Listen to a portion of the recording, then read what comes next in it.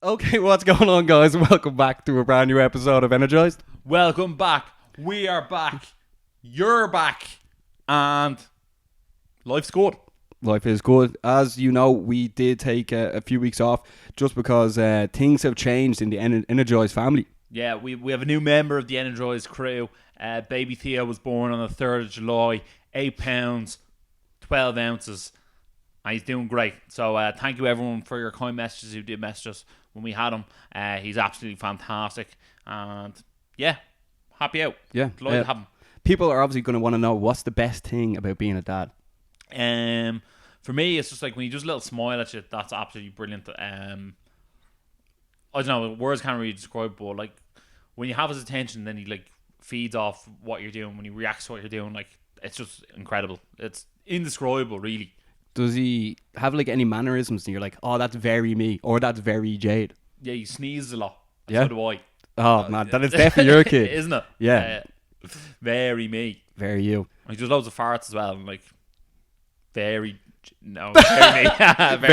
Very Pete. Yeah. On today's show, we're going to be discussing the Conor McGregor situation because people are always asking us what's the story with Conor, and we're always texting him. He's not texting us back. Yeah, exactly. But we're going to go through the possibilities of Conor McGregor coming back. But this week, we were after getting contacted by Manscaped. Manscaped is a company, they sponsor Max Holloway, they sponsor Bruce Buffer, and they're like, guys, what's the story? Really enjoy the show. And who they want to sponsor now? They want to sponsor Energized, right? So they sent us out a care package, right? Ross is now wearing the t-shirt. Care package. It's a lovely Manscaped t-shirt. Yeah. It is quite nice, actually. It actually has a lovely feel on. Yeah. I'll explain exactly what happened, but do you want to show some of the stuff there? You keep on explaining. Yeah. What happened was we put up a picture on Max Holloway, and then they got in contact with us being like, guys, love what you're doing. And it's actually the first time a company really reached out to us. And they said, that's the razor, Manscaped. They said that like if a few people are interested, like because obviously we have a load of guys that follow the page and who probably need to shave from time to time. And if you guys want to check it out, I'm going to put the link down in the comments and in the bio. And if you have friends or family who definitely need a shave or have birthdays or bar mitzvahs coming up, check them out. Yeah, and also what I showed you there's like another like 5 or 6 things in the box, but we're just not going to actually show you everything. Yeah, so shout out to Natalie who sent it out to us. Also, if you use the code Energized with a Z, you can get 20% off. So be interesting to see who takes care of themselves and who doesn't. Yeah. Get your Manscaped on. Yeah. And if you didn't see our Instagram post, we actually said they sent out 1 pair of boxers and actually 1 t-shirt as well. Yeah. So myself, I don't get both. Yeah. Well, we're going to have to share the boxers, but you can have the t-shirt. I'll wear them Monday to Friday, and you can have them for the weekend when you go out and get lucky. Yeah, perfect. I'll have worn them in for you. They'll be like, are these Ross's? But let's kick off the show, Ross. The title of the show is Conor McGregor, the Conor McGregor situation. People are asking us constantly. Conor was hinting that he could be coming back. Jorge Masvidal says he wants to take him on. So we're going to go through all the possibilities, but we'll kick it off with Jorge Masvidal. He just came off one of the biggest wins I've ever seen against Ben Askren, the fastest KO in history. Where do you see this going, man? Jorge Masvidal is probably the hottest property who's active in MMA right now. Like, he fought on the John Jones card, and like John Jones is one of the biggest stars UFC has, and like everyone left UFC talking about Jorge Masvidal. Yeah, we were even saying that ourselves going into that fight. That was the one fight we really cared about. Although, like, John Jones versus Thiago Santos was brilliant. Yeah, absolutely fantastic. But like, so was Amanda Nunes versus Holly Holm. UFC 239 is probably the biggest card of the year so far. But the talking point was Jorge Masvidal. Like, the amount of memes and like people like asking, Jorge Masvidal, how's your knee after after knee and funky. It was brilliant. It was brilliant. Yeah. He was on a 2-fight losing streak, knocked out Darren Till in London, knocked out Ben Askren, the undefeated Ben Askren. We put this ranking as number 1 because this is probably the highest possibility that Conor is going to take. Yeah, it's the fight that would sell the most right now. And yeah. That's what McGregor's into. He's into selling fights, so I'd pay to see it. Yeah, so like obviously Jorge Masvidal, Dana said that Jorge is too big for him. I can't see Jorge making 155 pounds. Not anymore. So it'd be like 170 is potential, like there is potential for that. But also maybe if they made it 165, maybe Conor's like, I'm so famous, I'm the biggest name in MMA, make it my own weight class, you know? Yeah, I could see if Conor McGregor wanted to create a 165 pound division, bump 170 up to 175, I could see him fighting there. You could also see 165 is so appealing because you have so many people who are in between. Like Khabib could go up to 165. Covington could probably come down to 165. You know what I mean? That would be a great fight, wouldn't it? Covington versus Khabib. Yeah. I'd be all about that. There's so many intriguing matchups in between welterweight and lightweight. And like to start off the division with Masvidal versus McGregor will be incredible. Wouldn't it? Yeah. See, that's the thing. A while ago, we were like, oh, Cowboy versus McGregor, deadly. But like as time goes on, more people come out of and the more people put their names in recognition. So like at the moment, Masvidal seems like the hottest prospect. It's who's hot now. Yeah, it's because the UFC is lacking some major stars and people really making sure they stay up that late to watch these fights and pay the like $70 or like whatever price it is to watch these fights, and they want to see something that really intrigues them. Conor McGregor versus Jorge Masvidal is definitely one that like would wet the whistle. For me, I think you're looking for something real. Yeah. And with Jorge Masvidal, what you see is what you get. And I think that's what people love about him. Yeah. Also, there would be a very good back and forth with that as well. So, who else do you think Conor McGregor could fight? So we put that down as number 1. Number 2 is actually the potential winner of Khabib versus Dustin Poirier at UFC 242. Yeah. Now, for all you Tony Ferguson lovers, don't come out here and shout at us because we know we want to see Khabib versus Tony. We want to see him more than anyone. Sure, we've been promised it, 4 times? Yeah. So we'd love to be promised to the 5th. But look, at the end of the day, UFC is in the money-making business, and what makes money is McGregor versus Khabib too. McGregor Poirier versus Poirier too. Be a good fight. I'd be interested in seeing it, but let's be honest. Realistically, Khabib's going to win that fight. I think so as well. I think the majority of people would think that as well. Right, like I don't see Poirier being able to do something different against Khabib that anyone else has been able to do. Yeah. So then we're basically saying that Khabib against Conor for the title will be the next. Yeah, I could see it easily happening. Now, in fairness, if McGregor sits out for a while or he wants to take a different fight, that's up to him. But if he wants the Khabib fight again, I'll see them making the Khabib fight again. Yeah. Then number 3, we have Diaz versus Pettis. The winner at UFC 241 takes on Conor next as well. Obviously, the Diaz fight is never going to go away, the trilogy. No. And then also, Showtime Pettis is doing brilliantly now as well. Diaz is fighting Pettis at 170 pounds. So, if he was to fight one of these two, would it be at 170 pounds or 155? I think if Diaz wins, McGregor will happily fight him at 170 because The last two are there. it's just more so. Diaz gains a lot by fighting at 170 against McGregor. Pettis doesn't really. Yeah. And I think McGregor has a better chance of knocking out Pettis at either weight class, as opposed to when Diaz doesn't have to dehydrate himself to get down to 155. It makes himself... it's a harder matchup. As opposed to... I think it would actually suit McGregor better at 155 to bring Diaz down to 155. Yeah. What do you think of that? Well, who do you think is going to win between Diaz and Pettis? I've sort of gone back and forth over this. Like in my head, I'm like, right, Diaz is going to be so much bigger and he's going to like outbox him. But I look at Pettis and go, he actually only has to win the first 2 rounds. Because I think if it goes to a third round, Diaz will definitely win that third round. That's when the engine kicks in. That's big time. And I think looking at Pettis' last few fights, like he blows his gasket in the first 2 rounds. But I think Pettis is a good enough wrestler to take Diaz to the ground. I also think he's good enough on the ground not to get submitted. And one thing that Diaz like always suffered against was leg kicks. And Pettis can do very good leg kicks. So I could easily see Pettis going in there, doing his leg kicks, mixed in with the takedowns, win the first 2 rounds. But it's more so, does he get finished in the third round?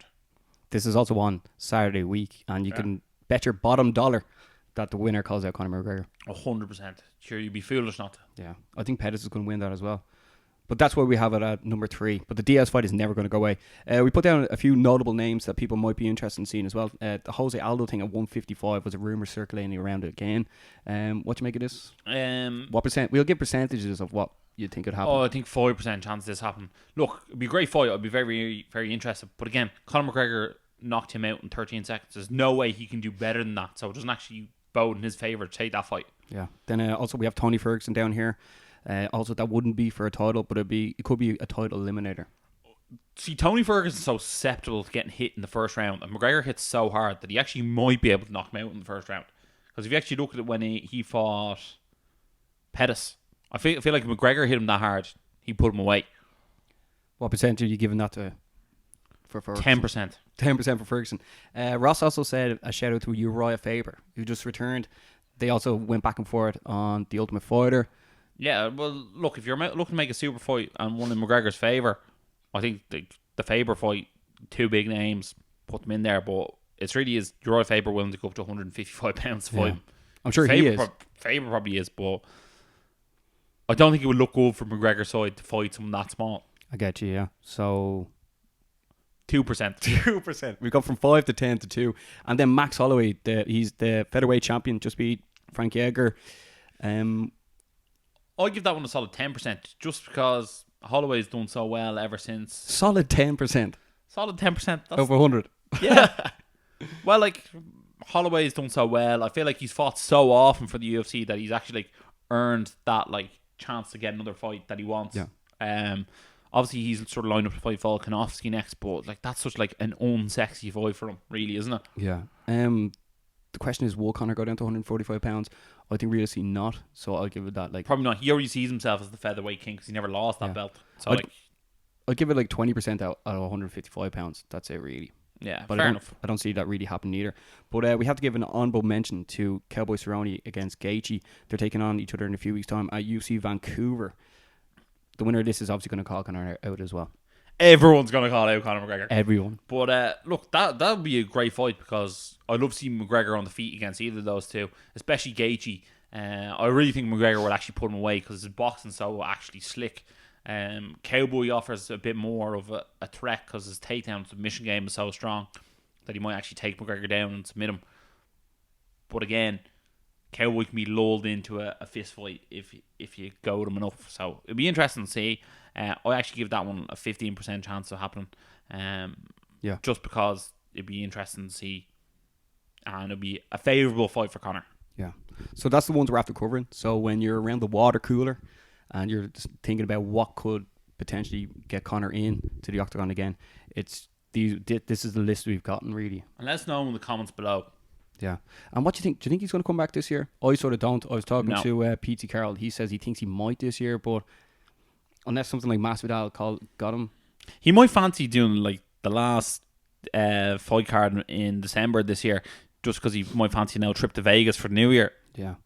He has been very quiet online, but I'd love to see. I think he's doing a lot more on the business side of things. Like he's like sort of posting for Paradigm. He's like doing more for his Proper 12 whiskey. You know what I mean? Yeah. I just love it at UFC Dublin. Oh, it'd be insane. Yeah. But like I feel like just venue wise, we don't have the venue to host it. I know, but I think that all could be that could happen if they wanted to make it happen. Yeah, true. I mean, because like the amount of time and effort and hours of supporting Conor that the Irish fans have done, I feel like to pay us back with that one bit would be amazing. Well, the way I look at it is that, and how much money would he bring into the economy as well? I feel like they could fill out the Aviva, but it's more so. I feel like the football and the rugby are like, oh, we're not hosting a UFC fight, and I feel like Croke Park's like, yeah, but it'd be gives all the money. It'd be a once in a lifetime. I know, yeah. Look, I'd love to see it happen, but if we had like a Millennium Stadium or Principality Stadium or whatever they're calling it in Wales, where you can close the dome, like I think that'd be a higher chance to happen. But because we have no closed roof stadiums, it'd be hard to see it happen. I don't know. But let us know, as Ross said, who you think will be the next one, because like he is going to come back one more time. Yeah, he's definitely going to fight again. Yeah. Then we're going to look over at the UFC that was on over the weekend. Colby Covington took on Robbie Lawler. He took on Robbie Lawler at UFC Newark. After the fight, Colby and Kamaru Usman had a major back and forth live on TV, which is absolutely brilliant. Colby's the current interim champion, and Kamaru Usman is the current champion in the welterweight division. Well, he's not actually the current interim champion. He just carries the interim belt around that he never lost. Yeah. He got stripped of that, but he's like, this is the real UFC belt, and you have a Power Ranger belt. That's what he's saying to Usman, or Marty Fake Newsman, as he calls him. Look, Covington's absolutely brilliant on the mic. He's very, very entertaining. Look, love him or hate him, you're going to watch what he does one way or the other. That's the exciting part about him. I'm excited to see him fight Usman. I'm not actually overly excited to see the actual fight. I'm excited to see the build up to the fight. Yeah. I want to see these two get in there and square off. Neither of them are exactly absolute barn burners or exciting fights to watch, but because they have such similar skill sets, it will lead to a very interesting fight. Yeah. Obviously, the welterweight division is absolutely stacked. Leon Edwards is coming off a great win against RDA. Masvidal is making serious noise. Pettis is taking on Diaz, and if they don't call out Conor, they can call out the champion. What are we looking at here, Ross? Woodley is still thinks he should be the man, could be the man. Yeah, the way I look at it is there's a bit of a semi-final tournament bracket here at the moment. If Woodley was fit, he actually probably could have got himself in here, but he hasn't. Yeah. And so if Usman versus Covington next, I think that's going to be one of the UFC New York fights. Yeah. And then also on that card, they should do Jorge Masvidal versus Leon Edwards. If you don't know, Leon Edwards got smacked in the face 3 times by Jorge Masvidal at UFC London, both after their fights. Why not? They seem to be on very similar schedules, so why not have them fight against each other next? And if one of Covington or Usman pulls out, why not step them in for an interim title fight? Who would you let step in, or who do you think the UFC would press? I think you put Masvidal in against Usman, but it'd be weird if Covington and Masvidal, because they're training partners, would they put in Edwards against Covington? I don't know. They'd probably put in Masvidal, wouldn't they, just for name recognition? Well, I think so. I think out of the 4 of them, Masvidal carries the most solo name power, probably closely followed by Covington. Yeah. Then Usman, just because he has a shiny gold belt, and then Leon Edwards. Really like Leon Edwards, but I don't think he's won 8 fights in a row, and no one's like, he definitely deserves the shot. Yeah. We'll see what happens, though. It is getting interesting. As long as you win the fights and do it impressively, people will be interested. Yeah. The welterweight division's really heating up. Yeah, and then that was a good shout, actually. If one of them drops out, one of them goes back in to take on the champ. But UFC Uruguay is on this weekend as well. It's Uruguay. Yeah, we have Antonia Shevchenko. How do I say that? No, Valentina Shevchenko. Sorry, her sister Antonia fought at Newark and she won. So Valentina Shevchenko, which obviously means she was training with her sister the entire time for this fight. So she probably put in a very good camp. She always does. Bar Man Nunes, she's the next best female fighter in the world, pound for pound. Definitely. And I think she's going to make light work of Liz Carmouche. I can see her finishing her probably in the 3rd or 4th round. Yeah, and then also Mike Perry's back. He's taking on Vicente Luque in the welterweight division. That would be like a striker's delight. Yeah, Mike Perry's always a bit of crack, isn't he? Yeah, he is. Yeah. Also looking forward to things coming on in the next few weeks. Bellator Dublin is coming very soon. Come here, you were at Bellator Dublin and you interviewed all the fighters. Yeah. All the fighters. Yeah. Who was your favourite fighter there? What do you mean, to talk to? Yeah, to talk to. I feel like you and Reds are good mates now. I know, yeah. Yeah, well, shout out to Reds, where he follows the show. Also Richie Kiley, and then Pete Carroll. It was a great atmosphere. I can't wait to go again to interview them again in a few weeks in the build. I feel like you and Pete Carroll and you Reds are like mates. Yeah. I feel like and Richie as well. Yeah. Reds have said you come on in the build up as well. Oh, that's unreal. But absolutely brilliant to have the Dublin card coming over here, isn't it? Yeah, and it's a great card. Benson Henderson fighting on it as well. I know. Yeah, it's great to see the international stars, isn't it? Yeah, that's what I like, because I've seen all the Irish fighters fight so many times that when you get to see MVP, I know I got to see him in London, but when they come over here, it makes it a bit more special, doesn't it? Yeah, and if they win impressively, bigger things will come again. The cards get bigger and bigger and bigger, you know? Yeah, exactly. Yeah. But there's loads of stuff to look forward to. Obviously, UFC Uruguay isn't going to be amazing. Yeah. That's actually on my birthday as well. So make sure to say happy birthday to me. And if you don't, actually don't blame me at all. And then next weekend is UFC 241. And that's going to be Miocic versus Daniel Cormier 2, Diaz versus Masvidal, and also... Diaz versus Pettis. Oh, sorry, Diaz versus Pettis, and also Paulo Costa and Yoel Romero. Great cards. So guys, make sure to keep on watching. Stay tuned to the Energized Show. Make sure to subscribe as well. Subscribe. It's great to be back. Thumbs up. Give us a comment below. Love being back. Stay tuned. Thank you, Manscaped. Find out the best news, the best opinions, and the most groomed fellas in all of Dublin. Thanks to Manscaped. So guys, we love yous, and as always, stay energized. Stay energized.